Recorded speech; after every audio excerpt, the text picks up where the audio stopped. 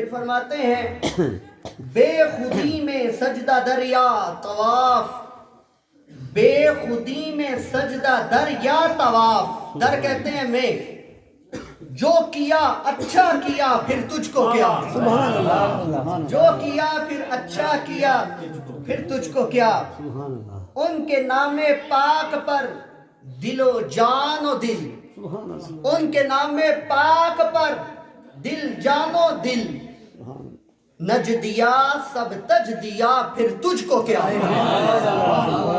نج دیا تجدد دیا پھر تجھ کو کیا۔ سبحان اللہ، پھر کیا خوبصورت اعلیٰ حضرت رضی اللہ تعالیٰ نے لکھا، نجدی مرتا ہے کیوں کہ کیوں تعظیم کی، نجدی مرتا ہے کہ کیوں تعظیم کی، یہ ہمارا دین تھا پھر تجھ کو کیا، یہ ہمارا دین تھا پھر تجھ کو کیا، دیو تجھ سے خوش ہے پھر ہم کیا کریں، سبحان اللہ، دیو کہتے ہیں جن کو، سبحان اللہ، دیو تجھ سے خوش ہے پھر ہم کیا کریں، ہم سے راضی ہے خدا پھر تجھ کو کیا، سبحان اللہ، ہم سے ہے راضی خدا پھر تجھ کو کیا، دیو کے بندوں سے ہم کو کیا غرض، دیو کے بندوں سے ہم کو کیا غرض، ہم ہیں عبد مصطفیٰ پھر تجھ کو کیا، سبحان اللہ، تیری دوزخ سے تو کچھ چھینا نہیں، تیری دوزخ سے تو کچھ چھینا نہیں، خلد میں پہنچا رضا پھر تجھ کو کیا، عقیدہ دیکھیے اعلیٰ حضرت رضی اللہ تعالیٰ عنہ کا، آقا نجدیو تم تو ہے ہی دوزخی ہو اور تمہاری دوزخ سے ہم نے کیا چھینا، تم ادھر چلتے پھرتے دوزخی ہو، تو فرمایا خلد میں پہنچا رضا پھر تجھ کو کیا، خلد کہتے ہیں جنت کو، کیا کہہ رہے اعلیٰ حضرت رضی اللہ تعالیٰ، کیوں خوبصورت فرمان ہے، اعلیٰ حضرت فرماتے ہیں ہمیں عشق مصطفیٰ اتنا ہے کہ اسی کے توسل سے اللہ تعالیٰ ہمیں جنت ضرور عطا فرمائے گا۔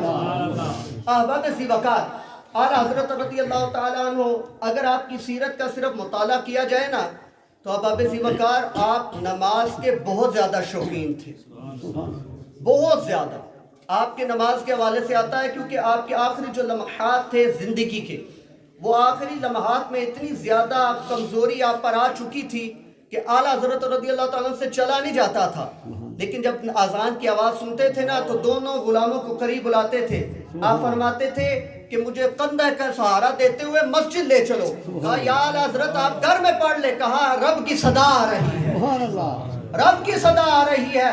تو احباب ذی وقار اعلیٰ حضرت وہ شخصیت ہیں جنہیں جاگتے ہوئے آقا دو جہاں کی زیارت ہوئی ہے، اتنا بڑا مرتبہ۔ اس کے علاوہ اعلیٰ حضرت رضی اللہ تعالیٰ نے فتاوی رضویہ لکھا ہے، جب ایک گستاخ رسول نے اعلیٰ آقا دو جہاں پہ حبیب علیہ السلام کی شان میں گستاخی کی نا تو اعلیٰ حضرت رضی اللہ تعالیٰ نے سب سے پہلے آیات بینات کا سہارا لیا اس کا رد کرنے کے لیے، آیات بینات 100 سے زیادہ آیات بینات بیان کرتے رہے، اس کے بعد اعلیٰ حضرت رضی اللہ تعالیٰ نے 125 سے زیادہ حدیث مبارکہ، اس کے بعد اعلیٰ حضرت نے 150 سے زائد تابعین تبع تابعین کے حوالہ جات، اس کے بعد بھی بات ختم نہ کی، احباب ذی وقار 200 سے زائد اعلیٰ حضرت رضی اللہ تعالیٰ نے اپنے اسلاف کے تذکرے شروع کر دیے۔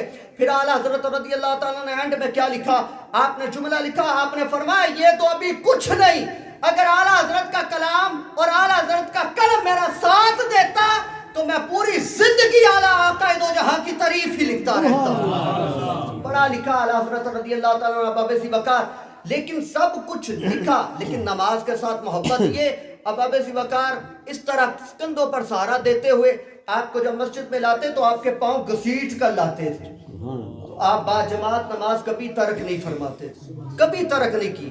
اعلیٰ حضرت رضی اللہ تعالیٰ نے با جماعت نماز، یہ تو میں نے ایک آپ کو جو کلام سنایا ماشاءاللہ ثنا خان شیری لسا میرے ارد گرد سارے کے سارے موجود ہیں، اب یہ اعلیٰ حضرت کے ہی بھی اکثر کلام پڑھے گئے ہیں، تو احباب ذی وقار کتنی چاشنی ہے، جس کے کلام میں اتنی چاشنی ہے اس کی اپنی ذات کا عالم کیا ہوگا، جس کا کلام سن سن کر احباب ذی وقار لوگ راہ ہدایت پر آئے تو ان کا اپنا انداز اپنا کمال کیا ہوگا۔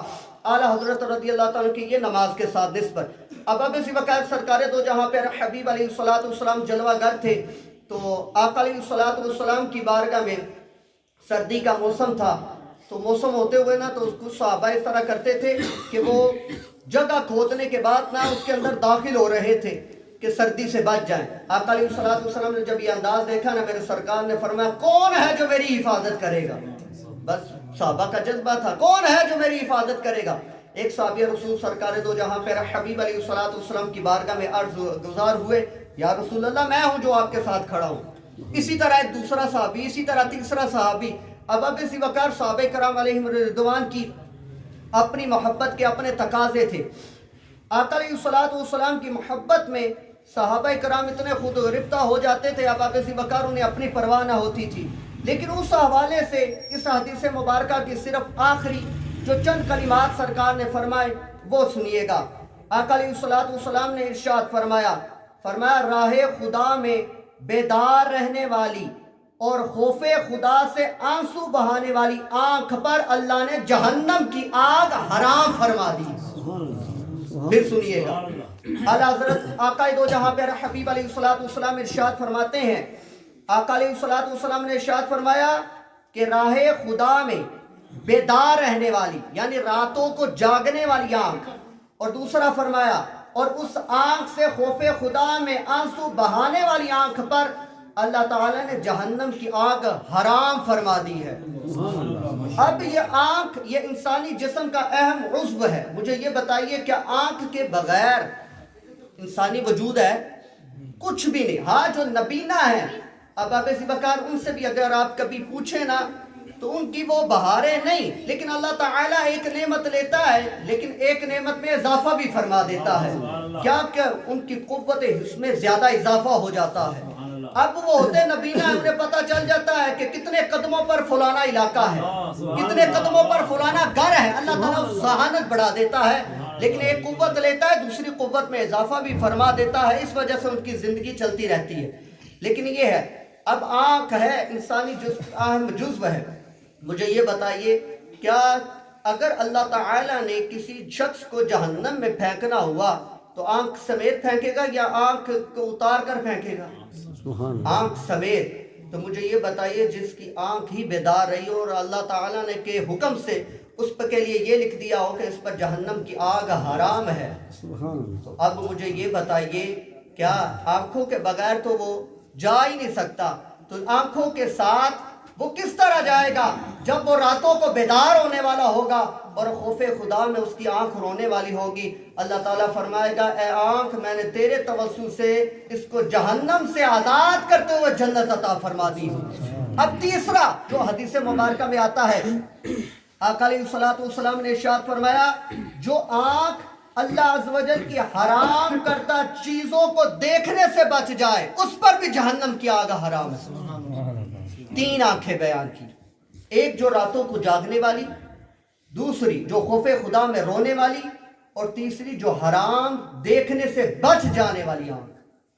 اب تینوں پر جہنم حرام ہے.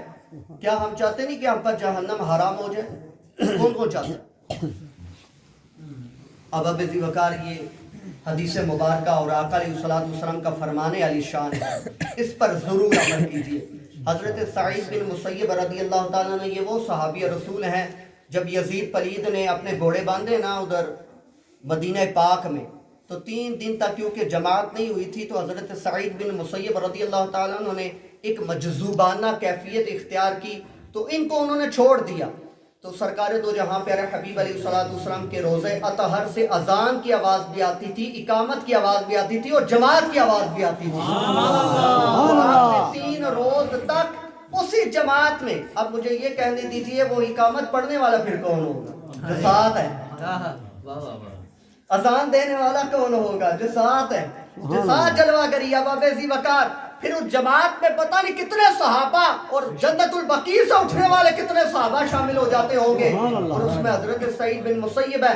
اب ابی بکر یہاں پر ایک بات, حضرت سعید بن مسیب رضی اللہ تعالیٰ نے اللہ عز و جل کی بارگاہ میں دعا کی. اتنے کامل صحابی کی بات سنانے لگا ہوں تو بات کی, کہا یا رب کردگار تیری بارگاہ میں دعا ہے. اللہ عز و جل نے فرمایا کیا دعا کرنا چاہتے ہو؟ عرض کی یا باری تعالیٰ مجھے رات کی جو نیند ہے وہ چھین لے. بس تیرے لیے دعا یہ ہے تیری بارگاہ میں. سبحان اللہ. تو کہتے ہیں کہ 40 سال حضرت سعید بن مسیب سوئے نہیں. سبحان اللہ. سبحان اللہ. مرتبہ دیکھی اور مانگا کیا. آقا علیہ السلام نے ارشاد فرمایا اگر کوئی بندہ پیدائش کے وقت سے سجدے میں پڑ جائے اور موت تک سجدے میں رہے، پیدائش کے وقت سجدہ کیا اور موت تک سجدے میں رہا، جب قیامت والے دن اس شخص کو لایا جائے گا نا تو یہ کہے گا یا رب کردگار یہ عبادت تو کچھ بھی نہیں. وہ کہے گا یہ بھی عبادت کام ہے. اندازہ لگا رہے ہیں؟ آقا دو جہاں کا فرمان سنا رہا ہوں، اور یہ صحابہ صوفہ کے صحابی ہیں جنہوں نے یہ روایت کیا ہے. تو اس وجہ سے اب ذی وقار ہم اپنی عشاعتوں اور ریاضتوں کو دیکھیں. ہم تو 5 وقتی نماز بھی چھوڑے بیٹھے ہیں. شیطان نے صرف ایک سجدہ چھوڑا تھا، صرف ایک سجدہ، باقی تو اس نے اپنے ارادے سے کیے نا، خود کرتا تھا، اللہ کا حکم نہیں تھا. 6 کروڑ سال اس نے عبادت کی. دنیا کا کوئی چپا ایسا نہیں جہاں اس کے سجدوں کے نشانات نہ ہو. آسمانوں پر کوئی جگہ ایسی باقی نہیں اس نے چھوڑی جہاں پر اس کے سجدوں کے نشانات نہ ہو. ہر جگہ اس کی عبادت ہے. لیکن ایک سجدہ اللہ تعالیٰ کے حکم سے اس نے ٹھکرایا ہے، صرف ایک سجدہ، تو راندہ درگاہ ہو گیا. اب ہم کتنے سجدے چھوڑے ہیں؟ 48 رکھتے ہیں، 96 سجدے ہیں، اور سب 96 سجدوں کے پیچھے اللہ کا حکم ہے. 96 کے 96 سجدوں کے پیچھے اللہ کا حکم ہے. اور صرف فرض کو ہی لے لیجئے، بات کو کلوز کرنے جا رہا ہوں. نماز فجر کے کتنے فرض ہیں؟ 2. ظہر کے 6 ہو گئے، عصر کے 12 ہو گئے کہ 10 ہو گئے، اور 3 مغرب کے 13، اور 4 عشاء کے 17 کو ڈبل کر دیں تو 34. ٹوٹل کتنے سجدے ہو گئے؟ 34. لیکن اب یہ رکھتے 17 رکھتے ہیں، ہر رکعت میں 2 سجدے، ہر رکعت میں 2 سجدے. اب ان کو ڈبل کریں تو ہم کتنے سجدے چھوڑ رہے ہیں؟ بات کو کلوز کرنے جا رہا ہوں، یہ جواب آپ خود دے دیجئے. اب ہر سجدے کے پیچھے اللہ کا حکم ہے کہ نہیں؟ کوئی کہہ دے نہیں ہے. حکم کس کا ہے؟ اللہ. اب ذی وقار یہ کسی مولوی کا نہیں، کسی محدث کا نہیں، کسی محقق کا نہیں، کسی پیر کا نہیں، اللہ کا، سرکار دو جہاں کا بھی نہیں ہے. یہ بھی بات سماعت فرمائیں. حکم ہے اللہ کا. ہم اللہ تعالیٰ جب حکم دے رہے ہیں کہ سجدہ کرو تو ہم نہیں کر رہے. کس کے حکم کی خلاف ورزی کر رہے ہیں؟ کھلا خلاف ورزی. اب ذی وقار نہ کریں اس طرح. دیکھیے وہ پھر بھی کتنا کریم ہے. ہمیں مثال کے طور پر کبھی غوطہ انسان کو لگ جائے نا تو کتنی کیفیت بدل جاتی ہے انسان کی. سانس 1 منٹ کے لیے، 1 منٹ کی بات کر رہا ہوں، 1-2 سیکنڈ کے لیے بند ہو جائے نا تو انسان دورا ہو جاتا ہے. ایک اور اگلی بات کرتا چلو. اب ذی وقار اگر انسان کو قبض ہو جائے تو کتنی بری حالت ہو جاتی ہے. یہ کیا اس کا کرم نہیں ہے کہ وہ کھلاتا بھی ہے اور اس کے بعد اس کو خارج بھی کروا دیتا ہے؟ اگر وہ صرف کھلاتا چلا جائے اور اگلا سسٹم ختم ہو جائے کیا کر سکتے ہیں؟ کوئی ہے ہمارے پاس حل؟ اگر سانس اندر گیا ہے وہ روک دے، وہ خود روک دے. کون سی طاقت ہے جو لے آئے باہر؟ کوئی طاقت نہیں ہے. باب ذی وقار یہ زندگی ایسے گزر رہی ہے اور گزر جانی ہے، کسی کو کوئی پتہ نہیں زندگی کا. اب یہ میرے پاس بزرگ بیٹھے ہوئے ہیں، یہ حاجی احمد صاحب، ان سے کبھی سوال کریں نا حاجی صاحب آپ کی زندگی کیسی گزری، کہیں گے پتہ ہی نہیں چلا. پوچھ لیں. اسی طرح ہمارا بھی پتہ نہیں چلے گا. ہم یہاں تک آپ اپنا حساب لگا لیں، آپ اپنے اوپر سوال یہی کریں کہ بندے خدا تیری زندگی کیسی گزری، ہم یہی کہیں گے پتہ ہی نہیں چلا. ابھی پھر رمضان شریف تشریف لا رہا ہے، 4 مہینے ہے. جب وہ آئے گا، آنے کے بعد گزر جائے گا، ہم سارے ایک دوسرے کو یہی کہتے ہوتے ہیں آیا چلا گیا پتہ بھی نہیں چلا. یہ زندگی اس طرح گزر رہی ہے. اب ذی وقار اس محفل پاک کا سب سے بڑا مقصد یہ ہوتا ہے کہ انسان اپنی اصلاح کر کے اٹھے. یہ محفل اسی ذریعے کے لیے ہے. اللہ تعالیٰ کی بارگاہ بے کس پناہ میں دعا گو ہیں. اللہ تعالیٰ اپنے پیارے حبیب علیہ السلام کے وسیلہ جلیلہ سے سب سے پہلے مجھے، اس کے بعد ہم سب کو ان محفلوں کے بعد اپنی اصلاح کرنے کی توفیق عطا فرمائے.